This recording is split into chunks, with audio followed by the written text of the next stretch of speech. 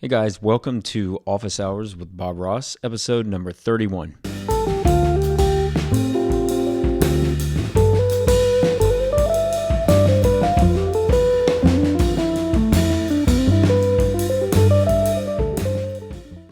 In today's episode, I would like to discuss something that's brought up fairly often over the last few years, and that is my approach to solo guitar. In particular, going out and doing performances in a solo guitar setting. And this, of course, is prior to all that's been taking place with COVID-19, and that opportunity really hasn't been as prevalent now. I haven't done a performance since the very first weekend in March. So this, of course, is related back to the solo performances that I was doing prior to that. And the questions that I get asked is how do I approach it? And, more specifically, how do I go about with the tunes as far as an arrangement of the tune, or is it more of an improvisational approach that I take when I perform? And not just that, but also dealing with what are the basics of what I'm doing in order to allow myself to be able to navigate through a tune or play a tune in a solo setting and keep it all together, keeping the form, being able to play the chords, the melody, improvise over the tune. And there's some basic things that I usually recommend, and I don't think that it's something that you haven't heard before, especially if you're checking this topic out, if you're really trying to invest time in doing solo performances in a jazz context. I don't think it's something that you haven't heard before, but maybe you haven't. And, maybe hearing it once again may help to solidify some of the things that you've heard or help put you in the right mindset to work on these things. So let me just go ahead and go through with the approach that I've taken in solo playing. And let me preface this by saying that I don't do arrangements of the tunes that I play. I don't have anything that I've written out when it comes to the solo guitar playing.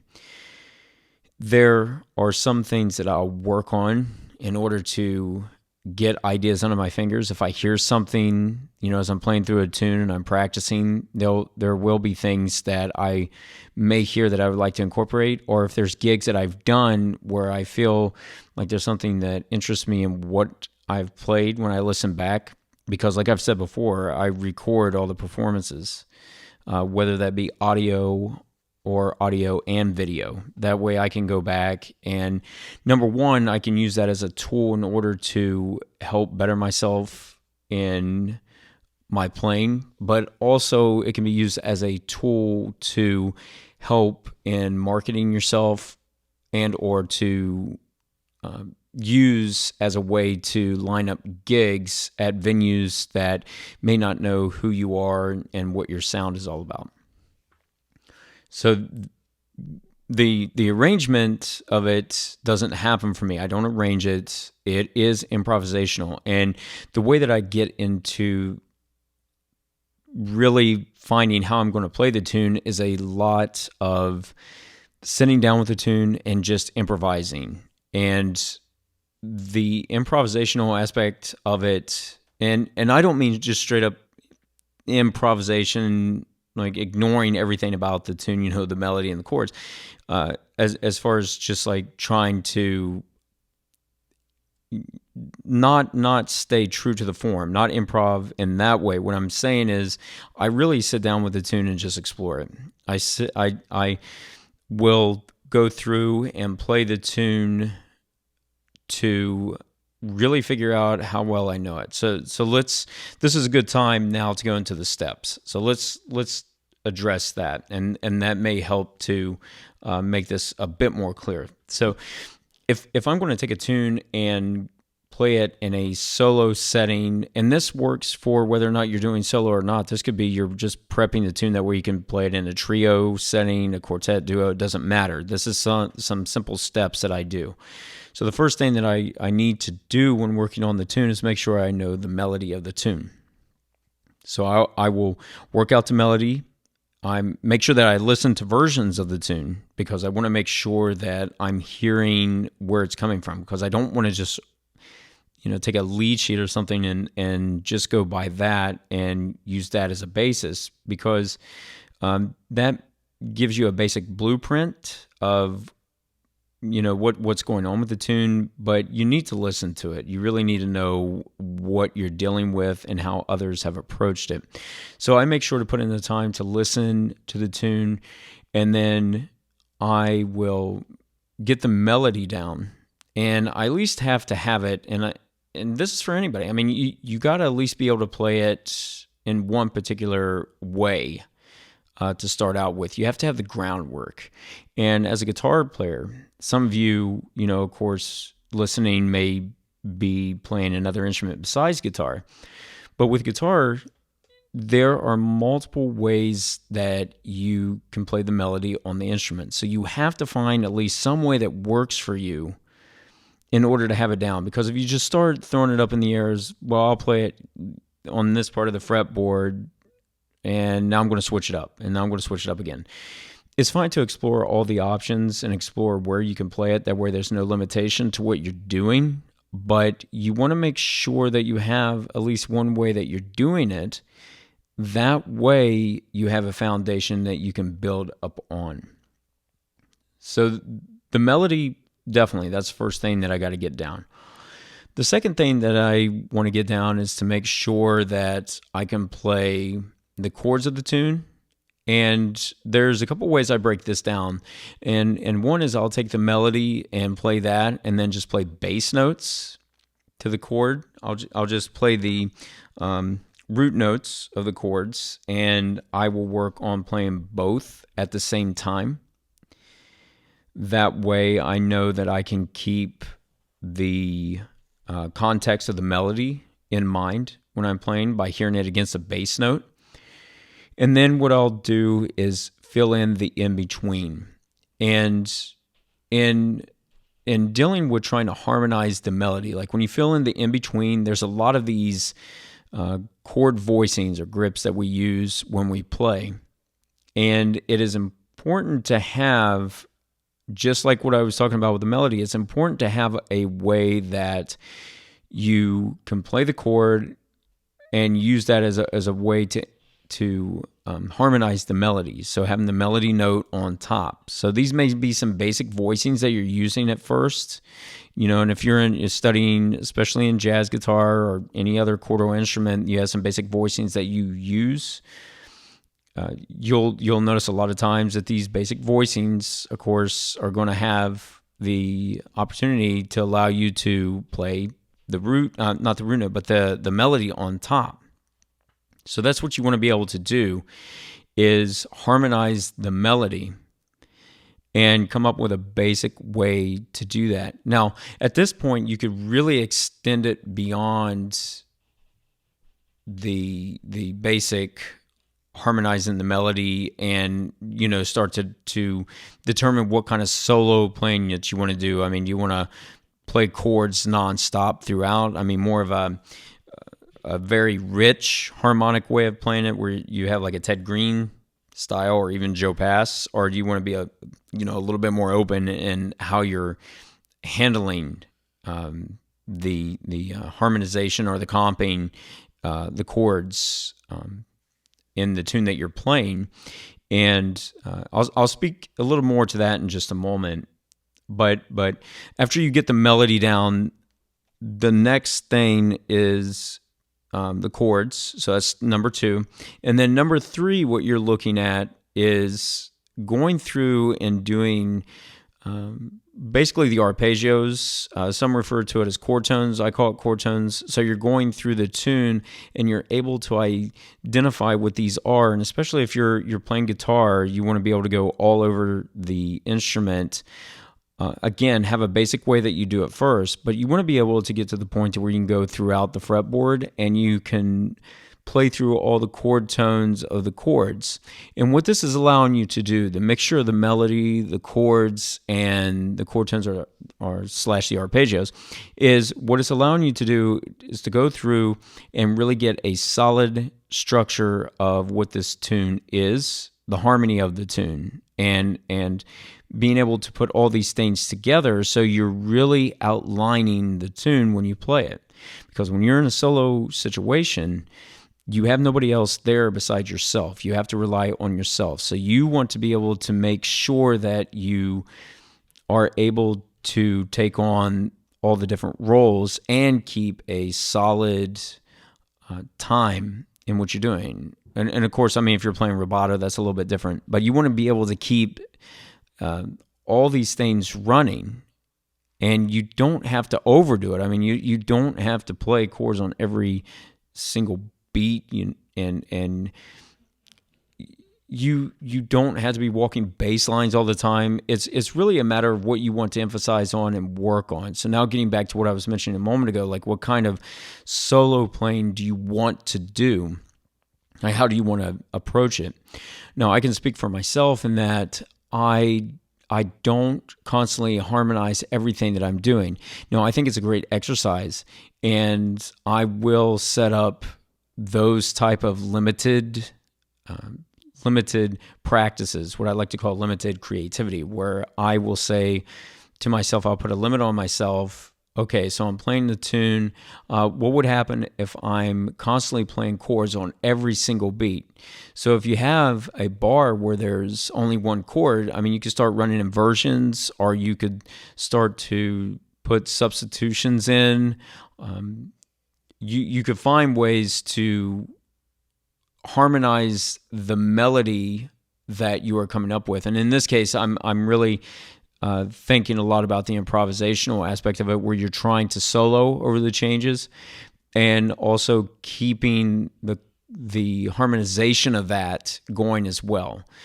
So I do find a lot of value in doing that. That way, when I'm playing, or if you're doing this yourself, that you don't hit a spot where you're playing and it feels like all of a sudden you're going into this autopilot mode of improvising single note lines nonstop. You want to be able to throw in the harmony as well. That way the listener can grasp on what's happening. And also just for the fact of doing it for yourself. I mean, you want to be able to mix these things in. The idea of playing, hopefully a goal is to be able to really project this idea that there's more going on than what's actually going on. To really fill out all parts of the bass, the comping, and the improvisation, the soloing that's on top. So you're taking on these roles and keeping good time. You're taking on all these roles in trying to fill it out the best way that you can without going into one specific area and just focusing on that.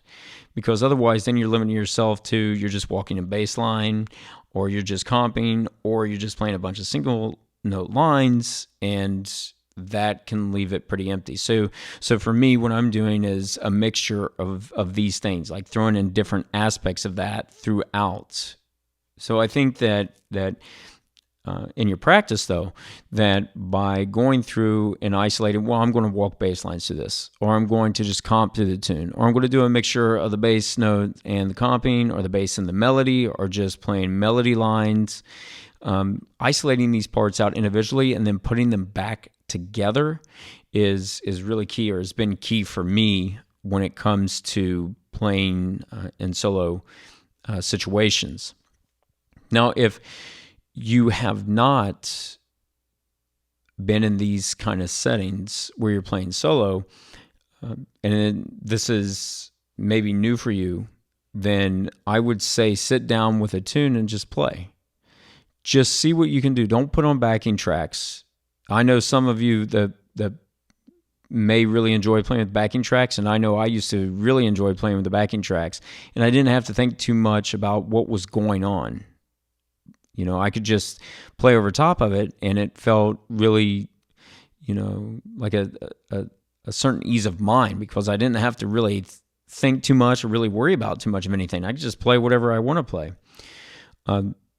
I know that when you're first starting to do this, it can be fairly frustrating. I remember it was frustrating when I was first starting it. And some of the first gigs I had when I moved into the Cincinnati area is I would go through and I would just try to hook up gigs playing solo. I would just go through and work on a few tunes to really try to get it down. Some of the gigs, were, not the 3-hour gigs like, majority of the ones I do now. It wouldn't be that type of an expectation. It would be a shorter amount of time, and I would just pick a handful of tunes and just sit down with them. And I didn't have a real set plan how I would go about trying to get it to where I could play it solo. I just sat down with the tune and just kept playing, and I kept having this impulse of wanting to turn on a backing track or have something there behind me while playing, but I had to stop myself. And each day it got a little bit better, and it got to the point to where now, a lot of times I just sit down and I pick up the guitar and just start playing. And there's a real sense of accomplishment, slash, a sense of not just accomplishment, but a sense of being able to just make music on your own with the instrument. It's an elated feeling, So I guess it ties back to just overall sense of accomplishment. But the good thing is, in doing this, if your goal is not just to be a solo player, the good thing about this is that whatever you've worked on will translate to these different settings, to where you're doing trio, quartet, duo, whatever it is, because when you take a tune and you do this, you're working on all facets, and this gets you to know the tune really well. And then when you go perform with other people, you know the tune really well, and you don't feel like you're limited by just playing one aspect of that.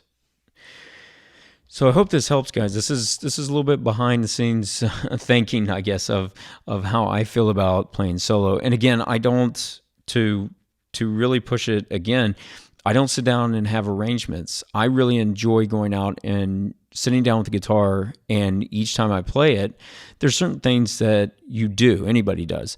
But just to be able to sit down with the instrument and play and make music without having, well, this is the set way that I play it and I'm going to play it every time. I really like the freedom of just sitting down and, based on how I'm feeling that day, whatever kind of mood or atmosphere that I'm trying to create, that's what I like to do. So it's always open, to go someplace else than where it has gone before, which is really the exciting part of it for me. And one other thing that I'll throw out here, because sometimes I get asked also about who do I listen to. Let me throw out a couple people, of course, pianists. It's really interesting to hear how a piano player will go through a tune solo, and they may be able to access more notes than what we are on the guitar, and that's fine. But you can still take cues from that. When it comes to guitar players, the people that I listen to that I find a lot of influence from, over the last few years, really is the ones that I think a lot of guitar players that are interested in the more modern, if you want to call it that, more modern guitar players, listening to what Jonathan Kreisberg does, Mike Marino, Kurt Rosenwinkel, Lage Lune. I really dig what these guys do when they're playing solo. So there's a lot of inspiration to me from that. And again, just sitting down with a tune and just playing it and thinking maybe about not the exact way that these guys have played the tune, but just the vibe that they create, or maybe some kind of I don't want to say like a basic approach that they've taken with a tune. Just getting the feel of how they've approached a tune in a solo setting and trying to imitate that without directly copying every note that they're playing, I think can yield a lot of results as well. Before I go, I want to remind you to check my lessons and courses on musiclessons.com/Bob Ross. Also, don't forget to subscribe to this podcast, share with others, and leave a comment, give it a rating, and I'll catch you next time on Office Hours with Bob Ross.